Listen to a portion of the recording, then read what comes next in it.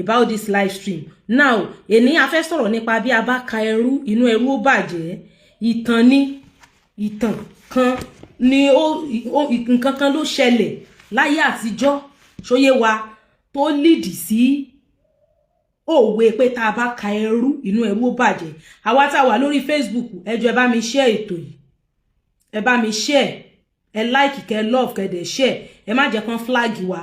Please like, love and share. Àwa tá wà lórí TikTok, ẹ má double click. Tẹ́ bá ṣe ń double click, network are strong. Àwọn èèyàn dẹ̀ máa wà notified. A fẹ́ bẹ̀rẹ̀ sí ní ka ìwé yẹn. Ìwé ìtàn bí a bá ka ẹrú, inú ẹrú ó bàjẹ́ yìí. A rí nínú ìwé Alawiye ìwé kẹrin. Alawiye ìwé kẹrin. Ibẹ̀ ni ìtàn yẹn wà. Ìtàn náà ó kà báyìí wípé ó ní ọkùnrin ọlọ́rọ̀ kan wà. Ọkùnrin ọlọ́rọ̀ kan ti wà rí tí ó ní ọ̀pọ̀lọpọ̀ ẹrú. Ọkùnrin ọlọ́rọ̀ kan ti wà rí tí ó ní ọ̀pọ̀lọpọ̀ ẹrú àti oríṣiríṣi àwọn dúkìá ayé mìíràn. Ó ní ọmọ púpọ̀, àwọn tí ó sì jẹ́ ọkùnrin nínú àwọn ọmọ rẹ̀ wọ́n ní 200 ẹrú kọ̀ọ̀kan. Ọkùnrin yìí fẹ́ràn àwọn ọmọ rẹ̀ púpọ̀, ní pàtàkì èyí tí ó dàgbà jù nínú wọn. Kò sì sí ohun tí wọ́n lè béèrè lọ́wọ́ rẹ̀ kí ó má ṣe fún wọn. Àwọn aládùúgbò tilẹ̀ máa ń bá a wí pé ńṣe ni ó máa ń ba àwọn ọmọ náà jẹ́ nípa ìfẹ́ ńlá tí ó fẹ́ wọn. Bí a ti ń wí yìí, ní ọjọ́ kan, èyí tí ó dàgbà jùlọ nínú àwọn ọmọ náà lọ bá bàbá wọn nígbà tí ó jẹ́ ẹ̀yìn etí rẹ̀ ní gbogbo ohun tí òun sọ fún un bọ́ sí. Ó gbà nígbẹ̀yìngbẹ́yín pé òun yóò. Welcome back on Facebook. Ẹ jọ̀ọ́ àwa Facebook, ọlá pé a máa like ká máa love ní kíní network wa yóò ṣe stable o. Please let us like and love o. Àwa tá wà lórí Facebook, ẹ jọ̀ọ́ ẹ já máa like ká máa love o. Ẹ já máa like ká máa love. Network yẹn ń fún wa ní problem. Ẹ jọ̀ọ́ like and love wa ni mo fẹ́. Now, wọ́n ní nígbà tí ọkùnrin yìí rí pé ẹ̀yìn etí rẹ̀ ní gbogbo ohun tí ó ń sọ fún ọmọ òun bọ́ sí, ó gbà nígbẹ̀yìngbẹ́yín pé òun yóò ka àwọn ẹrú òun náà bí ó ti wí. Inú ọmọ yìí dùn dẹ̀yìn láti gbọ́ èyí, ó sì bẹ̀rẹ̀ sí ṣe kùkù kẹ̀kẹ̀ nípa ti ẹrú tí wọ́n fẹ́ kà náà. Ó sáà ti rò pé òun ni dáwọ́dù ọkùnrin náà àti pé bí ó bá kú, òun ni púpọ̀ nínú àwọn ẹrú rẹ̀ yóò kàn gẹ́gẹ́ bí ogún. Ẹsẹ̀ gbogbo ẹbí pé ṣáṣá ní ọjọ́ tí à ń wí yìí. Ọmọ yìí fúnra rẹ̀ ni ó sì pe àwọn èrò náà jọ. Ó rò pé àkọ́bí bàbá náà ni òun. Ó dúró gbágbá ní iwájú àwọn ọmọ bàbá yìí gẹ́gẹ́ bí aṣíwájú wọn. Ṣùgbọ́n bí bàbá yìí ti bẹ̀rẹ̀ sí ka àwọn ẹrú rẹ̀, ọmọ tí à ń wí yìí ni ó kọ́ nawọ́ sí. Ó ní ẹrú mi àkọ́kọ́ nìyí, nítorí pé òun ni mo kọ́ rà bí a ti ń ra ẹrú. Ní kékeré ni mo ti ra òun àti ìyá rẹ̀ pọ̀. Lẹ́sẹ̀ kan náà, ọmọ yìí bú sí ẹkún, ó sì bẹ̀rẹ̀ sí sun ẹkún àsunwà. Gbogbo ènìyàn bẹ̀ẹ́ títí kò gbọ́. Ní ìgbà náà ni ọkùnrin náà wá bá a sọ̀rọ̀ báyìí. Ẹ̀bi tìrẹ ni. Ṣé mo ti sọ fún ọ pé kí o má jẹ́ kí a ka ẹrú, àti pé bí a bá ka ẹrú, inú ẹrú á bàjẹ́? Ohun tí mo rí tí mo fi wí bẹ́ẹ̀ náà ni ó délẹ̀ yìí. Ṣé ìgbà tí ó pẹ́ ní ilé ni o kò ṣe mọ̀ pé ẹrú ni ìwọ náà mọ̀?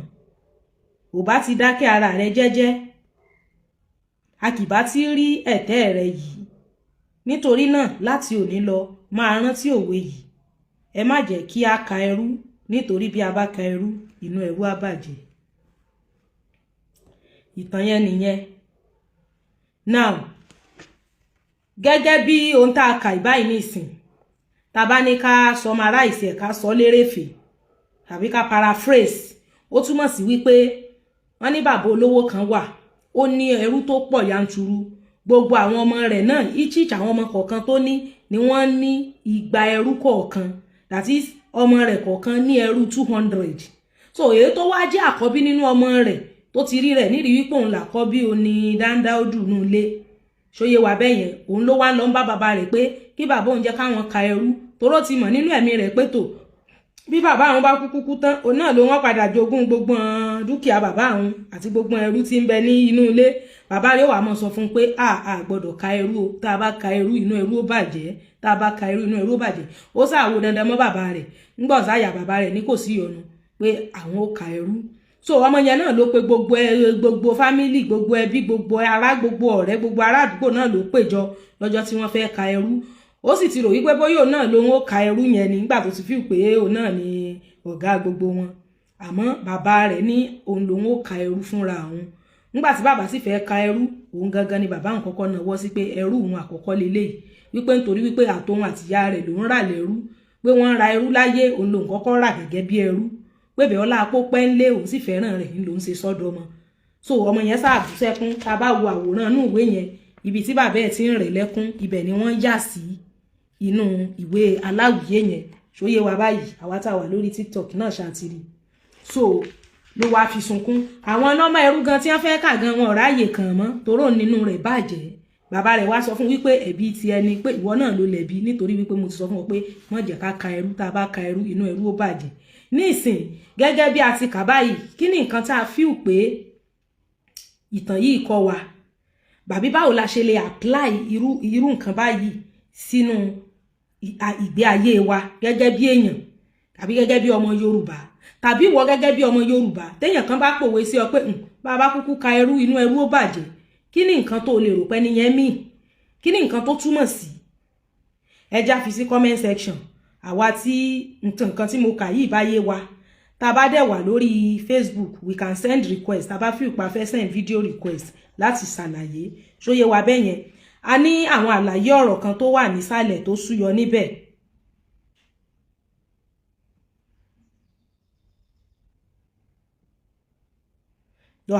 Àwọn ọ̀rọ̀ bí àwọn words, àwọn new words. Ẹ̀yìn etí rẹ̀ ni ọ̀rọ̀ náà ń bọ́ sí. Ó túmọ̀ sí pé ọ̀rọ̀ náà kò wọ etí rẹ̀ rárá. Dáwódù, ṣàmù pé bí kan wà tán ti sọ pé ó ti rò pé òun ni Dáwódù nú ilé.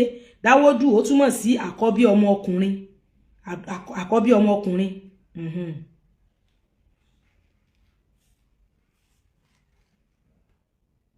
Then àsunwà, wọ́n ló ń sun ẹkún àsunwà. Àsunwà túmọ̀ sí pé ó ń sun ẹkún àsunda omi lójú láì dá ẹnu dúró rárá.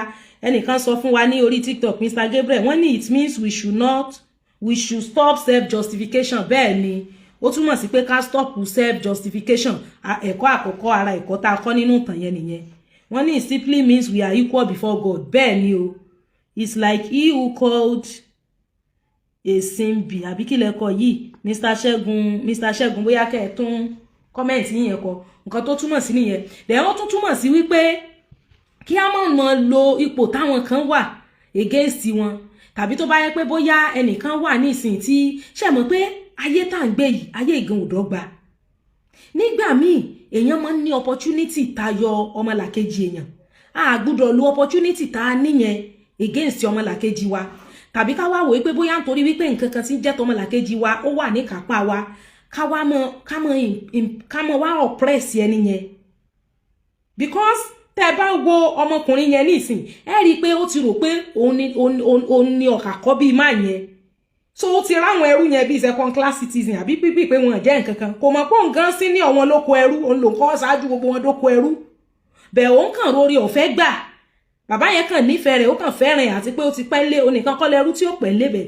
Máa yẹn kàn fẹ́ràn ẹ̀ ló ṣe sọ́dọ̀ ọmọ, ló ń gan ṣe fíù pọ̀ ńlá kọ́ bíi bàbá olówó yẹn. So nígbà míì orí ọ̀fẹ́ làwa kàn rí gbà. Ẹ̀rẹ̀ lómi báyìí, ó mọ̀ pé ẹni yìí méètì òun ni, ó mọ̀ pé kọ́ọ̀lìgì làwọn. Bẹ́ẹ̀ nítorí wípé bóyá little opportunity tó ti ní, ó mọ̀ wá oppress ẹni yẹn. Tó dẹ̀ mọ̀ pé ìwọ náà, it is not as if wípé bóyá ẹni yẹn ò deserve nǹkan tí ìwọ náà rí yẹn. The person also deserve it. Bẹ́ẹ̀ ọlá wípé ìwọ kàn ní orí ọ̀fẹ́ òun ni. Ẹlòmíì tán bá ní ẹnìkan ṣàṣemọ́ṣe kan, yóò fẹ́ kán tú àṣírí ẹni yẹn síta, yóò fẹ́ díẹ̀ síta, yóò fẹ́ expose ẹ̀. Tá a bá sì ka ẹrú inú ẹrú ó bàjẹ́. Ó túmọ̀ sí pé tá a bá ní ká ṣàlàyé Genesis oníkálùkù náà in one way or the other, àwa náà ní kùdìẹ̀kùdìẹ̀ tíá. Tá a bá ní ká sọ gan, ẹni gan ó lè bẹ́tà wa, because nínú ìtàn yìí nísìn a rí pé àwọn ẹrú tọmọ yìí ní kàkà ìgan àwọn ẹrú ń bẹ́tà rẹ̀ toró òun pẹ̀lú òun tó ṣáwájú wọn dóko ẹrú. òun àti ìyá rẹ̀ ni bàbá yẹn lòun rà lẹ́rú ṣóyé wa bẹ́ẹ̀ yẹn ó ní bàbá yẹn ó ní ẹrú mi àkọ́kọ́ nìyí nítorí pé òun ni mo kọ́kọ́ rà bí a ti ra ẹrú ní kékeré ni mo ti ra òun àti ìyá rẹ̀ pọ̀ ṣóyé wa bẹ́ẹ̀ yẹn bàbá yẹn rà lẹ́rú ó rà mọ́ ìyá ẹ̀ gẹ́gẹ́ bí ẹrú probably bóyá ìyá ẹ̀ ò sí lóko ẹrú yẹn mọ̀ bó ti kú síbẹ̀ àmọ́ ṣe rí wípé òun gangan ló lórí ẹrú so most of the time tá a bá tó ó ń pa òwe yẹn mọ́ ọmọ yẹn ni bẹ́ẹ̀ ọmọ yẹn ò tètè mọ̀ pé òun gangan lòwe ń bá wí ó rò pé àwọn nọ́mà ẹrú ẹni tó ti mọ rẹ̀ lẹ́rú tẹ́ bá ṣẹ̀ṣẹ̀ pé lẹ́rú tẹ́ kà á ìkòlè dùn kò lè bànú jẹ́ náà bẹ́ẹ̀ ìwọ tó ọmọ rẹ̀ lẹ́rú gan tó ṣe pé wọ́n sí ní ẹrú gangan lòwe yẹn ń bá wí ẹnìkan á ní don't dig too much as you might end up getting hurt of course that's another lesson wọ́n ní meaning to humble ourselves bẹ́ẹ̀ ni wọ́n ní this is quite rich and original keep up the good work grace is earned most of the time when you work hard you lay a foundation of your lineage thank you Mr. Bayo on Facebook ó mì pé we should be humble in fact ẹ̀kọ́ pọ̀ nínú ìtàn yẹn gan bẹ́ẹ̀ ọ̀pọ̀lọpọ̀ wa akàngbọ́njú mọ òwe yẹn ni pé bàbá ka ẹrú inú ẹrú ó bàjẹ́ ó túmọ̀ sí pé á kà ọ́ lọ́jọ́ kan and as much as tí bàbá yẹn ka ẹrú tó ṣe pé òun gan ló wà níwájú tó ṣe number 1 àwọn ẹrú yẹn is even a shame on him toró òun ló bú sẹ́kúnnú àwòrán ìbáyìí ní ìsìn òun ló bú sẹ́kúnnú ẹ̀ so gbogbo àwọn èdè tó jẹ́ bí àwọn ọ̀rọ̀ tó ta kókó ó ní àkọ́kọ́ ẹ̀yìn etí rẹ̀ ni ọ̀rọ̀ náà ń bọ́ sí just like idiomatic expression fún àwa tá a ní àwọn ọmọ tá a fẹ́ kán gbọ́ àkànlò èdè ẹ̀yìn etí rẹ̀ ni ọ̀rọ̀ náà ń bọ́ sí ó túmọ̀ sí wípé ọ̀rọ̀ náà kò wọlé tí rárá ó túmọ̀ sí wípé kò listen ẹ rí i pé gbogbo ìgbà tí bàbá ẹ̀ ń sọ fún pé tá a bá ka ẹrú inú ẹrú ó bàjẹ́ kò dá bàbá lóhùn ẹ̀yìn etí ẹ̀ lọ̀rọ̀ yẹn ń lọ ó túmọ̀ sí wípé ọ̀rọ̀ yẹn ò wọlé tí then dáwọ́dù mídò dáwọ́dù inú ilé ó túmọ̀ sí àkọ́bí ọmọ ọkùnrin ọ̀ká pè ní dáwọ́dù pò ní dáwọ́dù inú ilé so tá a bá ní ọmọ Yorùbá tó bá ń sọ̀rọ̀ lọ tó ń sọ̀rọ̀ lọ tó kàn sọ wípé àwọn ni dáwọ́dù ilé ó túmọ̀ sí wípé àwọn ni olórí ẹbí òun ni àkọ́bí ilé ṣóyé wa àwọn ọ̀rọ̀ tuntun tí a kọ́ nìyẹn bẹ́ẹ̀ ni Mr. Ṣẹ́gun wọ́n ní humble yourself ilé ayé kò le bẹ́ẹ̀ ni ẹlòmíì bá ti ní simple opportunity báyìí ẹlòmíì bóyá kàn rọra fi jẹ receptionist àbí admin náà fi jẹ níbìkan gbogbo àwọn tán jọ jí òṣìṣẹ́ nínú iléeṣẹ́ yẹn yóò rí pé òun frustrate ayé wọn ó ti gbàgbé pé wọ́n gan back to apply níwọ náà mo ti ṣiṣẹ́ iléeṣẹ́ kan rí bẹ́ẹ̀ yẹn tó ṣe pé lady tó ń fi ṣe ordinary admin báyìí ń tó fojú almost gbogbo àwọn òṣìṣẹ́ iléeṣẹ́ yẹn rí ẹlòmíì bá ti gba sálárì oṣù kan oṣù méjì báyìí wọ́n resign wọn kúrò ń bẹ̀ ni ẹni tó ní iléeṣẹ́ òdẹ̀ mọ̀ pé ẹni tó ń fi ṣàdmí gan ni ò jẹ́ káwọn èèyàn ó dúró torí yẹn ń surprise pé ṣé bóun sanwó òun ò jẹ́ àwọn èèyàn sálárì kílé táwọn èèyàn kì í dúró àwọn èèyàn lè dúró ẹni tó ní iléeṣẹ́ òdẹ̀ lè mọ̀ torí gẹ́ẹ̀ kan fi ṣàdmí yẹn as much as gẹ́ẹ̀ yẹn remain admin àwọn èèyàn ní dúró sí iléeṣẹ́ yẹn ẹlòmíì little opportunity tó bá rí báyìí á dẹ̀ rí pé òun frustrate àwọn èèyàn á rí wípé òun ò fi ayé rọ àwọn èèyàn lọ́rùn nítorí wípé bóyá wọ́n fi ọjẹ nǹkan kékeré kan tí ó tó ṣe wípé kò wúlò tán bá ní kí wọ́n dálẹ̀ kí wọ́n tún ṣàgán àwọn tán ní owó ọjẹ gàbálé lórí wọ́n better rẹ̀ in so many ways it is just a little opportunity ní wọ́kàn rí tá a bá ka ẹrú inú ẹrú ó bàjẹ́ ó túmọ̀ sí pé tá a bá gbé oníkálukú lórí normal scale yàtọ̀ fún pé bóyá lòmíì bá ràánú gbà bó bá rí special opportunity àwọn tóun ṣàbúrú sí tóun dẹ́yẹ sí wọ́n better rẹ̀ ìtumọ̀ rẹ̀ nìyẹn.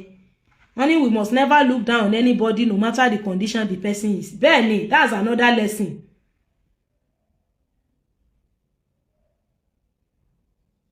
Bẹ́ẹ̀ni, Mr. Ṣẹ́gun TikTok, wọ́n ní tí àṣírí rẹ̀ bá bò fi àṣírí náà bo ẹlòmíì. Bẹ́ẹ̀ni, because tá bá wo bí storyline yẹn gan ṣe lọ. Kí ni essence of pé kàn ka ẹrú gan? Àwọn ọmọ bàbá yẹn kọ̀ọ̀kan ni wọ́n ní igba ẹrú kọ̀ọ̀kan.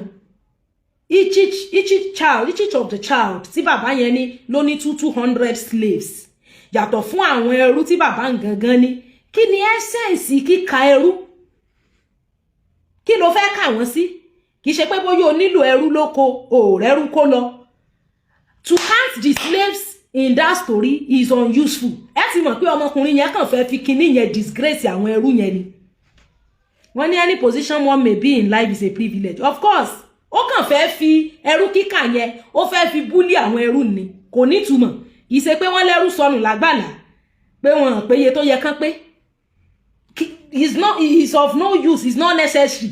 Bẹ́ẹ̀ náà làwọn míì ń ṣe kódà nílé iṣẹ́ nínú ilé ọ̀rọ̀ tí ò ní túmọ̀ tí ò ní ìdìbẹ̀ ó ṣáà fẹ́ bully ọmọlàkejì rẹ, you ṣáà want to bully that person dandan.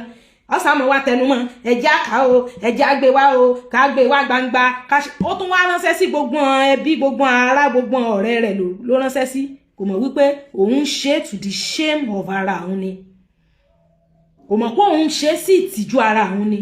Torí ẹ̀ tó bá jọmọ Yorùbá tán bá pòwe mọ́ pé bàbá ka ẹrú inú ẹrú ó bàjẹ́, ó túmọ̀ sí pé àṣejù rẹ ti ń pọ̀ jù, ó ti fẹ́ tú ìdí àwọn tí ò yẹ kí ìwọ náà tú tó sì ti pé ìwọ náà ò mọ̀ kan tó túmọ̀ sí nìyẹn. So a rí wípé ìtàn yẹn kì í ṣe ìtàn kan tó gùn, is a short story, bẹ̀tà bá wò ní sísẹ̀ntẹ̀lé ní line by line a rí wípé ọmọkùnrin yẹn ọmọ mọ̀ fẹ́ búlì ẹrú ni, ọmọ mọ̀ fẹ́ wọ́n fẹ́ disgrace wọ́n fẹ́ iye bí mọ̀ síwájú mi là wí èwo tún ni mọ̀ kẹ́yìn mi.